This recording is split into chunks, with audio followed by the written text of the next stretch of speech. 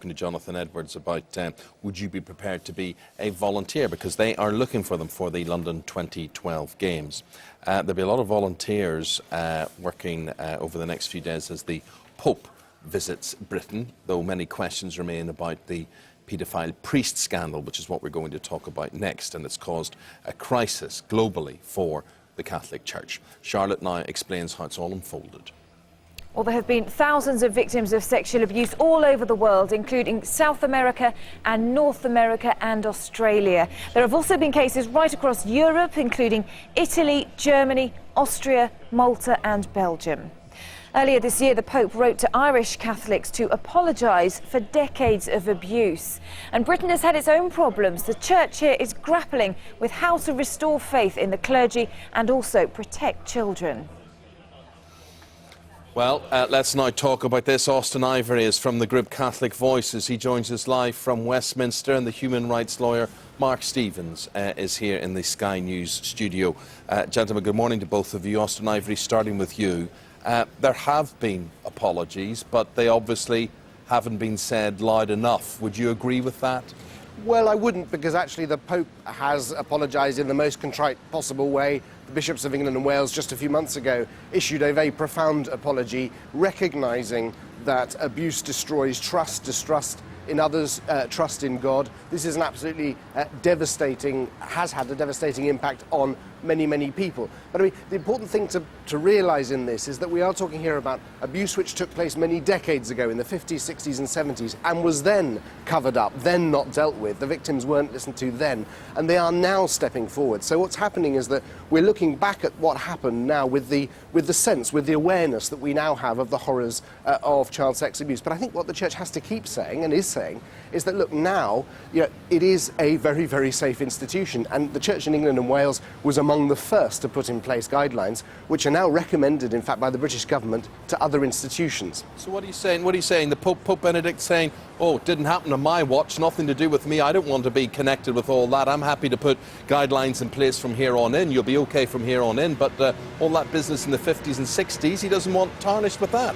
No, I mean, part of the process now that's going on is as the victims step forward, and they're often in their 30s, 40s, 50s, they're talking about abuse which happened a long time ago. They need compensation, they need healing, and of course, where there hasn't been justice against those abusive priests, that justice has to be done. And the Pope has led the reforms on this issue. He was one of the first in the Vatican to get a grip on this, to introduce fast-track laicization, and so on. But again, one of the confusions here is that there's only a limited amount, in a sense, that the Vatican can do, because how to deal with abusive priests is basically the responsibility of the bishops. And it's the local bishops in the Church around the world who, decades ago, failed to act against those abusive priests. Well, Mark Stevens, you heard what Austen Ivereigh has had to say. What do you think it will take to move on? Well, I think Austen Ivereigh led the attack on Dan Brown and the fictional book, The Da Vinci Code. Let's actually get some facts straight here.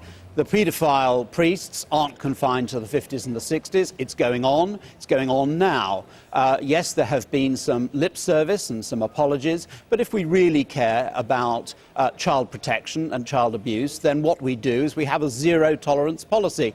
And currently, the Vatican has in its archives secret documents where they accept and they have evidence that priests have abused children, and that information has not been passed to law enforcement in any country of the world, and it hasn't been passed to child protection. And frankly, your actions speak louder than your words in this kind of situation. We are here to protect children, and the Catholic Church is out of step with every other church or religious organisation, some that we wouldn't even recognise as churches, like the Moonies, right the way through to Sikhism, Buddhism and everything else. All of those have zero tolerance. To respond to that. Well, I'm afraid Mark's the one who's been reading too much Dan Brown. All this stuff about secret files in the Vatican that are being somehow withheld from police is nonsense. The files that exist in the Vatican about abusive priests are diocesan files held by the Church throughout the world, which were sent to the Vatican precisely so that Cardinal Ratzinger, as he then was, could review those cases and ensure that action had been taken. The There are no files being the held from any bottom line police. here is that the Cardinal Ratzinger has been in charge of this since 1981, and not one of the files under his watch, when he was prefect of the CDF, the person in charge of priestly abuse at the Vatican, has been handed over to the police. And that is the outrage that has occurred here. And if and until this Pope decides he's going to get a grip on this and regain moral authority over child abuse, he has got to alert police and law enforcement to ensure that priests don't go off into new communities. The confusion here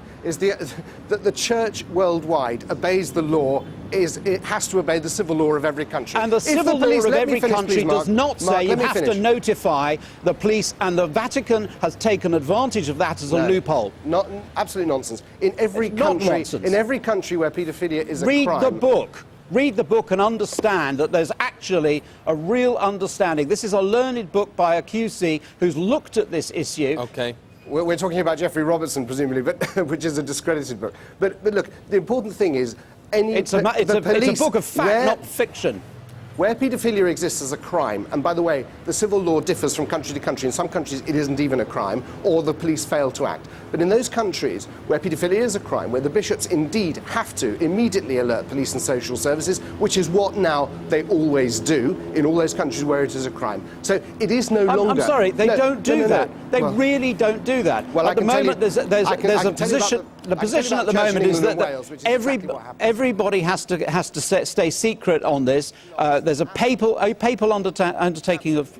Okay, gentlemen, we've got to end this. Final word to Austen Ivereigh there, just in summary. The Pope is getting a grip. This church has exemplary guidelines. This is not now a contemporary problem, but we still have to deal with the abuse that happened decades ago that was then kept silent about. And as those victims put the information in the public domain. And there has to tell be the healing, police and about the the church priests. is now leading the way on this. And give the evidence We've got to leave it there. Sorry. Thank you both very much indeed. The Pope arrives in the country, arrives in Scotland tomorrow. Thank you very much indeed. So Austen Ivereigh says there have been apologies. Have they, though, been loud enough, those apologies? Have they done enough to content you? News@sky.com, let us know. The website is SkyNews.